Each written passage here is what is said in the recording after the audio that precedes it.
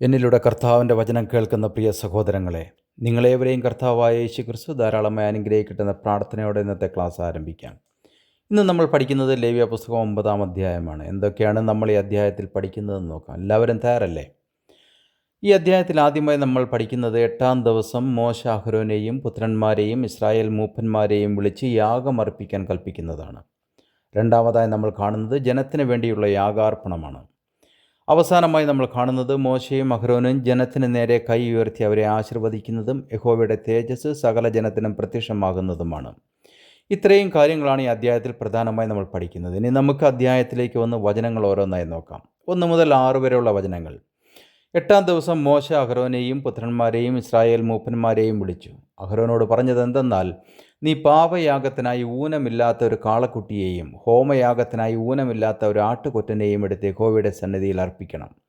എന്നാൽ ഇസ്രായേൽ മക്കളോട് നീ പറയേണ്ടത് എന്തെന്നാൽ, യഹോവയുടെ സന്നിധിയിൽ യാഗം കഴിക്കേണ്ടതിന് നിങ്ങൾ പാപയാഗത്തിനായി ഊനമില്ലാത്തൊരു കോലാട്ടിനെയും ഹോമയാഗത്തിനായി 1 വയസ്സ് പ്രായമുള്ള ഊനമില്ലാത്തൊരു കാളക്കുട്ടിയെയും 1 വയസ്സ് പ്രായമുള്ള ഊനമില്ലാത്തൊരു ചെമ്മരിയാട്ടിൻകുട്ടിയെയും സമാധാനയാഗത്തിനായി 1 കാളയെയും 1 ചെമ്മരിയാട്ടുകൊറ്റനെയും എണ്ണ ചേർത്ത ഭോജനയാഗത്തെയും എടുപ്പീൻ. യഹോവ ഇന്ന് നിങ്ങൾക്ക് പ്രത്യക്ഷനാക്കും. മോശ കൽപ്പിച്ചവയെ അവർ സമാഗമന കൂടാരത്തിന് മുമ്പിൽ കൊണ്ടുവന്നു. സഭ മുഴുവനും അടുത്ത് വന്ന് യഹോവയുടെ സന്നിധിയിൽ നിന്നു. അപ്പോൾ മോശ, നിങ്ങൾ ചെയ്യണമെന്ന് യഹോവ കൽപ്പിച്ച കാര്യം ഇതാകുന്നു, യഹോവയുടെ തേജസ് നിങ്ങൾക്ക് പ്രത്യക്ഷമാക്കും എന്ന് പറഞ്ഞു. ബൈബിൾ അനുസരിച്ച് പാപയാഗം സിൻ ഓഫറിങ്, ഹോമയാഗം ബേൺഡ് ഓഫറിങ് ദൈവത്തോടുള്ള ആരാധനയ്ക്കും പാപമോചനത്തിനും വേണ്ടി നിർദ്ദേശിച്ചിരുന്ന 2 വ്യത്യസ്തമായ യാഗരൂപങ്ങളാണ്. പാപമോചനത്തിനായി അർപ്പിക്കുന്ന യാഗമാണ് സിൻ ഓഫറിങ് അല്ലെങ്കിൽ പാപയാഗം. ആരൊക്കെയാണ് പാപയാഗം അർപ്പിക്കേണ്ടതെന്ന് നോക്കാം. ഇത് അർപ്പിക്കുന്നത് പുരോഹിതൻ, ജനങ്ങൾ, അവകാശികൾ, ഭരണാധികാരികൾ തുടങ്ങി ഓരോരുത്തരും ഈ പാപയാഗം അർപ്പിക്കേണ്ടതുണ്ട്. കാരണം നമ്മൾ മനുഷ്യരാകയാൽ അറിഞ്ഞോ അറിയാതെയോ പുരോഹിത വർഗത്തിൻ്റെ തെറ്റായ ഉപദേശത്തിലും ചില മനുഷ്യരുടെ തെറ്റായ ഉപദേശത്തിലൂടെയും നമ്മുടെ തെറ്റായ ചിന്തയിലൂടെയും പാപത്തിൽ അകപ്പെടാറുണ്ട്. ഇതൊന്നും നമ്മൾ തിരിച്ചറിയണമെന്നില്ല. എന്നാൽ ദൈവസന്നിധിയിൽ ഇതൊക്കെയും വെളിപ്പെടുന്നുണ്ട്. മനുഷ്യർ ദുർവാശിക്കാരാണ്. ലേവ്യ പുസ്തകം 4-ാം അധ്യായം പഠിച്ചപ്പോൾ നമ്മൾ പലവിധ യാഗങ്ങളെക്കുറിച്ച് വ്യക്തമായി പഠിച്ചതാണ്. ഹോമയാഗം അല്ലെങ്കിൽ ബേൺഡ് ഓഫറിങ്, ഇത് ദൈവത്തോടുള്ള ആരാധന, പൂർണ്ണമായ സമർപ്പണം എന്നിവയ്ക്കായി ചെയ്യുന്നതാണ് ഹോമയാഗം. ക്രൈസ്തവ വിശ്വാസത്തിൽ ഇതെങ്ങനെ എന്ന് നോക്കാം. പുതിയ നിയമത്തിൽ ഈ യാഗങ്ങൾ ക്രിസ്തുവിൻ്റെ കുരിശിലെ മരണം വഴി പൂർണ്ണമായി നിറവേറ്റപ്പെട്ടു എന്ന് നമ്മൾ വിശ്വസിക്കുന്നു. വിശുദ്ധ പൗലോസ്ലീഹ ഇങ്ങനെ പറഞ്ഞു, നാം യേശു ക്രിസ്തു ഒരിക്കലായി കഴിച്ച ശരീരയാഗത്താൽ വിശുദ്ധീകരിക്കപ്പെട്ടിരിക്കുന്നു. എബ്രായർ 10:10.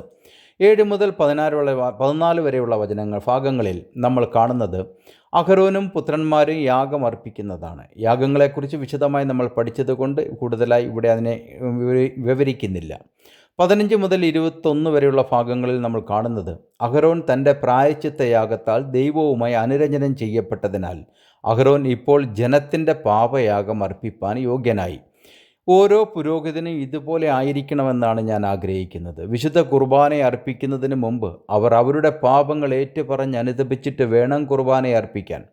എന്നാൽ അതിന് സഭയിൽ ഇന്ന് കാണുന്നില്ല എന്നതാണ് സഭയുടെ പ്രശ്നങ്ങൾക്ക് കാരണം. സഭാ മേലധ്യക്ഷന്മാർക്ക് ദൈവഭയം നഷ്ടപ്പെട്ടിരിക്കുന്നു എന്ന് മാത്രമല്ല, അവരെല്ലാം ഇന്ന് കർത്താവിനെ വിട്ട് രാഷ്ട്രീയക്കാരെ പ്രീതിപ്പെടുത്താനുള്ള ഓട്ടത്തിലാണ്. ചില സഭാശ്രേഷ്ഠ പുരോഹിതന്മാർ മതസൗഹാർദ്ദത്തിനായി മുന്നോട്ടോടുന്നു. ഇവരാരും തന്നെ കർത്താവിനെ അന്വേഷിക്കുന്നില്ല എന്നത് വളരെ സങ്കടം നിറഞ്ഞൊരവസ്ഥയാണ്. അങ്ങനെ അഹരോൻ ഹോമയാഗവും ഭോജനയാഗവും അർപ്പിക്കുകയും മോശ കൽപ്പിച്ചതുപോലെ അഹരോൻ യഹോവയുടെ സന്നിധിയിൽ നീരാജനം അർപ്പിക്കുകയും ചെയ്തു. തുടർന്ന് നമ്മൾ കാണുന്നത് അഹരോൻ ജനത്തിന് നേരെ കൈ ഉയർത്തി അവരെ ആശീർവദിച്ചു. പാപയാഗവും ഹോമയാഗവും സമാധാനയാഗവും അർപ്പിച്ചിട്ട് അവൻ ഇറങ്ങിപ്പോന്നു. ഇവിടെ നിങ്ങൾ ചോദിക്കും, എങ്ങനെയാണ് അഹരോൻ ജനത്തെ ആശീർവദിച്ചതെന്ന്? സംഖ്യാപുസ്തകം അത് വ്യക്തമായി നമ്മെ പഠിപ്പിക്കുന്നു. യഹോവ നിന്നെ അനുഗ്രഹിച്ച് കാക്കുമാറാകട്ടെ. ഇത് യഹോവയാം ദൈവത്തിൻ്റെ നാമത്തിലുള്ള അനുഗ്രഹം. യഹോവ തിരുമുഖം നിൻ്റെ മേൽ പ്രകാശിപ്പിച്ച് നിന്നോട് കൃപയുള്ളവനാകട്ടെ. ഇത് പരിശുദ്ധാത്മാവിനെ പ്രതിനിധാനം ചെയ്യുന്നു. യഹോവ തിരുമുഖം നിൻ്റെ മേൽ ഉയർത്തി നിനക്ക് സമാധാനം നൽകുമാറാകട്ടെ. ഇത് കർത്താവാം യേശു ക്രിസ്തുവിനെ പ്രതിനിധാനം ചെയ്യുന്നു. ഇങ്ങനെ അവർ ഇസ്രായേൽ മക്കളുടെ മേൽ എൻ്റെ നാമം വെക്കണം, ഞാൻ അവരെ അനുഗ്രഹിക്കും. സംഖ്യാപുസ്തകം 6:24 മുതൽ 27 വരെയുള്ള ഭാഗങ്ങളാണ് ഞാനിവിടെ വായിച്ചത്. മറ്റൊരു രീതിയിൽ പറഞ്ഞാൽ പിതാവിൻ്റെയും പുത്രൻ്റെയും പരിശുദ്ധാത്മാവിൻ്റെയും നാമത്തിലാണ് അഹരോൻ ജനത്തെ അനുഗ്രഹിച്ചതെന്ന് മനസ്സിലാക്കാവുന്നതാണ്. അതുകൊണ്ട് തന്നെ സംശയലേശമെന്നേ പറയാം, ഇന്ന് ക്രിസ്ത്യാനികൾ കുരിശു വരയ്ക്കുന്നത് പോലെ കരങ്ങൾ ഉയർത്തി തള്ളവിരലും ചൂണ്ടുവിരലും നടുവിരലും ഒന്നായി ചേർത്ത് പിടിച്ച് തന്നെയാണ് അഹരോൻ ജനത്തെ അനുഗ്രഹിച്ചതെന്ന്. മോശയും അഹരോനും 23 മുതൽ 24 വരെയുള്ള വചനങ്ങൾ. മോശയും അഹരോനും സമാഗമന കൂടാരത്തിൽ കടന്നിട്ട് പുറത്തു വന്ന് ജനത്തെ ആശീർവദിച്ചു. അപ്പോൾ യഹോവയുടെ തേജസ് സകല ജനത്തിനും പ്രത്യക്ഷമായി. യഹോവയുടെ സന്നിധിയിൽ നിന്ന് തീ പുറപ്പെട്ടു യാഗപീഠത്തിന്മേലുള്ള ഹോമയാഗവും മേധസ്സും ദഹിപ്പിച്ചു. ജനമെല്ലാം അത് കണ്ടപ്പോൾ ആർത്ത് സാഷ്ടാംഗം വീണു. ഇന്നത്തെ ക്ലാസ് ഇവിടെ അവസാനിക്കുന്നു. അടുത്ത ക്ലാസ്സിൽ വീണ്ടും കാണുന്നതിനായി കർത്താവായ യേശു ക്രിസ്തു നമ്മെ ഇവരെ അനുഗ്രഹിക്കുമാറാക്കട്ടെ എന്ന പ്രാർത്ഥനയോടെ ബെഞ്ചമിൻ കോശി.